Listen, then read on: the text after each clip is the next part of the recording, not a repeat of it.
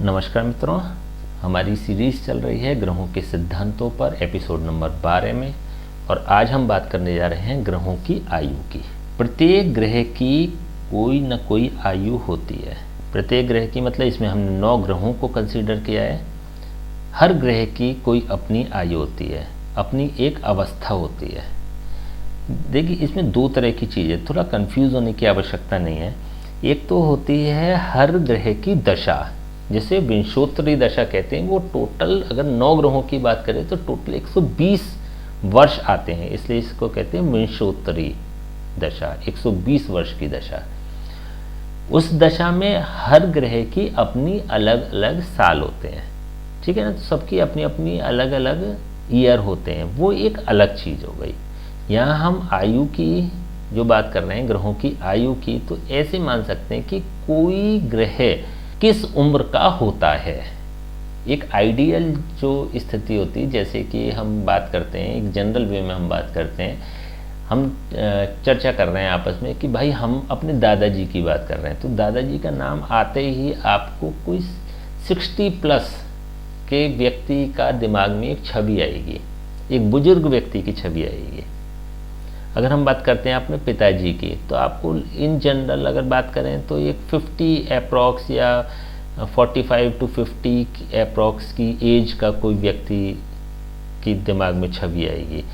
कोई बच्चा है और वो अपने पिता की बात करता है तो एक यंग एज की एक छवि आएगी। तो इसी प्रकार से जब हम ग्रहों की बात करते हैं, जब हम सूर्य चंद्र मंगल की बात करते हैं, तो एक छवि आती है दिमाग में, एक मन में एक कल्पना आती है, काल्पनिक रूप से एक उम्र आती है। हम उस उम्र की बात कर रहे हैं, हम उस आयु की बात कर रहे हैं, हम उस अवस्था की बात कर रहे हैं। हम इस स्थिति की बात कर रहे हैं कि जब हम बात करते हैं ग्रहों की, तो वो ग्रह कुंडली में किस प्रकार का असर देगा या किस रूप का असर देगा। जैसे कोई ग्रह अगर युवावस्था में, कुमार अवस्था में, तो वो यंग जो यूथ है उसके हिसाब से असर देगा। अगर हम बात करते हैं शनि राहु केतु की, तो वो बुजुर्ग जो होते हैं स्थिति, उसके हिसाब से असर देगा, ठीक है ना। तो हम आज बात कर रहे हैं ग्रहों की आयु की, या इसको दूसरी भाषा में कह सकते हैं ग्रहों की अवस्था। हर ग्रह की क्या अवस्था होती है। तो इसमें हमने 9 ग्रहों को कंसीडर किया है, जिसमें सूर्य की 50 वर्ष की अवस्था होती है, चंद्रमा की 70 वर्ष की अवस्था होती है, मंगल युवावस्था है, 30 साल की आसपास की एज जो होती है वो युवावस्था में आती है।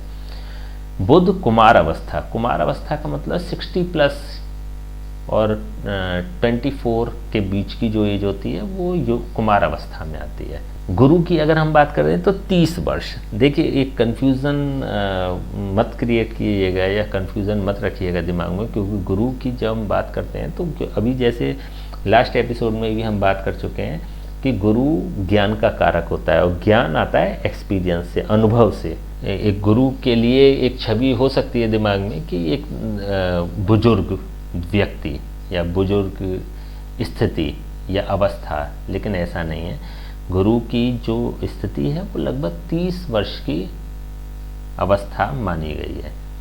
तो गुरु जब रोल प्ले करता है कुंडली में और पॉजिटिव होता है या नेगेटिव होता है, तो वो बड़ी तीव्रता से अपना फल देता है। इसी प्रकार से शुक्र की जो आयु है, अवस्था है, वो 16 वर्ष की है। शनि राहु और केतु, इनकी 100 वर्ष की अवस्था है। ये प्रौढ़ अवस्था कहलाती है बेसिकली। प्रौढ़ अवस्था से मतलब बिल्कुल ही जैसे शनि की, तो अक्सर आपने शायद सुना होगा कि वो एक मंद गति का ग्रह होता है या एक धीरे अपना प्रभाव देता है, बुजुर्ग की श्रेणी में आता है शनि। तो शनि राहु और केतु, इनकी 100 वर्ष की अवस्था होती है। तो ये जब रिजल्ट्स देते हैं या आउटपुट देते हैं, थोड़ा सा डिले करके देते हैं, लेट देते हैं।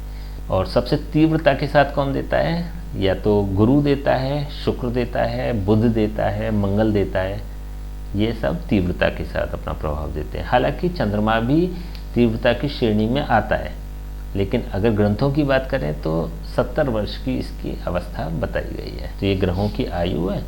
हालांकि इन जनरल अगर बात करें तो जैसे हम आगे पढ़ेंगे ना, या जैसे आगे पीछे भी आपको बताया जा चुका है, जो इफ़ेक्ट होते हैं या उनके परिणाम होते हैं वो तीव्रगामी हैं या मंद गति से हैं, वो डिपेंड करता है कि आपकी कुंडली में क्या स्थिति बन रही है, आपकी होरोस्कोप में उस ग्रह की क्या स्थिति बन रही है, या फिर अगर उसको माइन्यूटली देखेंगे तो वो किस अवस्था में स्थित है, तो उसके आधार पे भी उसको हम डिसाइड करेंगे।